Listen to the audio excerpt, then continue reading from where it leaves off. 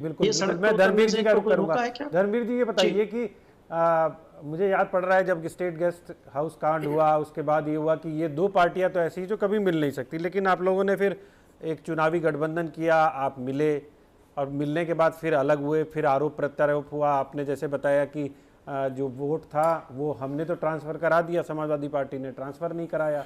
ठीक है, इसका मतलब ये हुआ कि समाजवादी पार्टी ने आपके साथ धोखेबाजी की। अब सवाल ये उठता है कि आप गोला के चुनाव में उतरते नहीं हैं।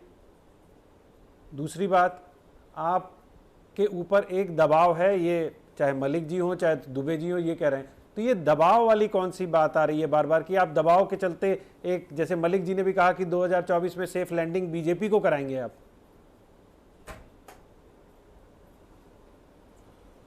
देखिए श्रेय जी, मैं मलिक साहब की बात का तो जवाब थोड़ा बाद में दूंगा, लेकिन पूर्व में जाइए आप कि जब मुलायम सिंह जी को पहली बार उत्तर प्रदेश का सीएम किसने बनाया था?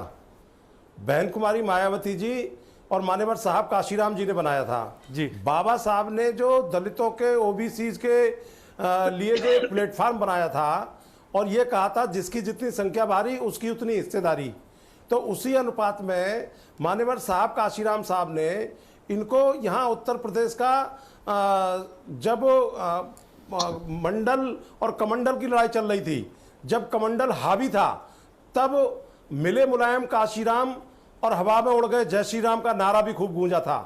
तो ये बहुजन समाज पार्टी की ताकत थी कि इन जो गांव गरीब के लोग थे उनको सत्ता तक पहुंचाने का जो सपना बाबा साहब ने देखा था उसका क्रियान्वयन मान्यवर साहब काशीराम जी ने उत्तर प्रदेश में किया था, बहन कुमारी मायावती जी ने उत्तर प्रदेश में किया था। लेकिन हमने तो इन पर पूरा भरोसा किया, लेकिन जब ये उस भरोसे पर खरे नहीं उतरे तो मान्यवर साहब ने विड्रॉ कर लिया और फिर दोबारा से जो लोहियावादी लोग थे, जो अंबेडकरवादी लोग थे, आदरणीय बहन कुमारी मायावती जी ने गेस्ट हाउस कांड को भूलते हुए भी बड़ा दिल दिखाते हुए इन मनुवादियों को रोकने के लिए, इन भाई से भाई को लड़ाने वालों को से रोकने के लिए बहन जी ने फिर इनके साथ गठबंधन किया। लेकिन श्रेय जी, आप सच्चाई से मेरी बात मानिएगा, वोट ट्रांसफर समाजवादी पार्टी का नहीं हुआ। जहां पर हमारी ताकत थी, मुस्लिम समाज की ताकत थी, वहां हमको जीत मिली और इनके गढ़ में चाहे वो राम गोपाल जी का बेटा था, चाहे वो डिंपल यादव थी, कन्नौज जैसे गढ़ में हार गए लोग और आरोप मढ़ते हैं ये जो है बीएसपी पर। तो ये इनके आरोप जो है कभी निर्वाचन आयोग के लिए कहेंगे, कभी किसी के लिए कहेंगे, लेकिन ये कभी आत्मचिंतन नहीं करते हैं।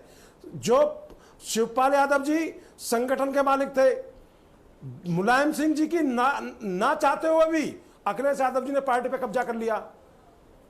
तो ये सारा प्रकरण जो है ये परिवार की पार्टी थी, परिवार में फूट पड़ गई और मुस्लिम समाज को धोखे से मुस्लिम समाज बहक गया। उनको ये लगा कि नहीं, ये जो है हमको बीजेपी से निजात दिला सकते हैं इस उत्तर प्रदेश में। ये एक भूल थी उनकी, जो आज वो भूल सुधार कर रहे हैं। और तो इसी ये सारा जो प्रकरण मैंने आपको बताया है, इसी भूल सुधार की वजह से धर्मवीर जी, ये जो है मेरा सवाल है जी मेरा सवाल है कि इसी भूल सुधार की वजह से ही आप शायद बार बार समाजवादी पार्टी पे हमला कर रहे हैं ताकि जो मुस्लिम वोट है वो आपकी तरफ आ जाए, क्योंकि उनका जो वोट बैंक है वो यादव और प्लस मुस्लिम का है। ये इनसे पूछ के राजनीति करेंगे?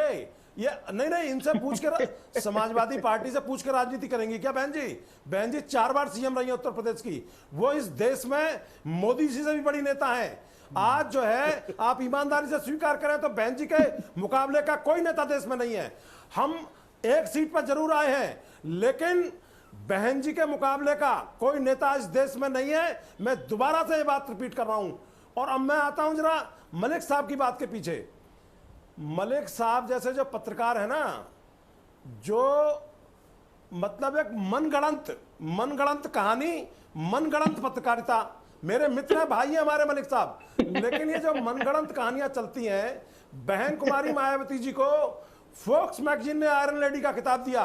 वो शेरनी है, ना किसी से डरती हैं और अपनी बात को डंके की चोट पर करती हैं। उत्तर प्रदेश में उन्होंने हमें सत्ता से बेदखल किया। बहन कुमारी मायावती जी ने अटल बिहारी वाजपेयी जी को सत्ता से बेदखल कर दिया। यह बहन जी का चाल चरित्र और चेहरा है।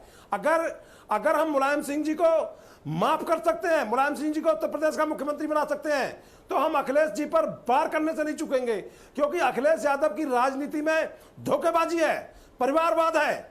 और अब मैं ये जो बीजेपी जो दबाव की राजनीति करती है, बीजेपी जो उस तरीके की संकीर्ण सोच की राजनीति करती है, आज जो बीजेपी के प्रवक्ता बोल रहे थे, इनका विकास का जो ये कसीदे पढ़ रहे थे, 27 साल का विकास 140 साल पुराने पुल पर नजर आ गया। मोरबी में सैकड़ों जाने चली गई, कौन जिम्मेदार है? चलिए मैं मनीष सिंह का रुख करूंगा। मनीष हाईवे ये बताइए मनीष जी भी आप मुझे दिखा दीजिए उसमें, श्रेय जी वो कह रहे हैं कि हम तो आप पर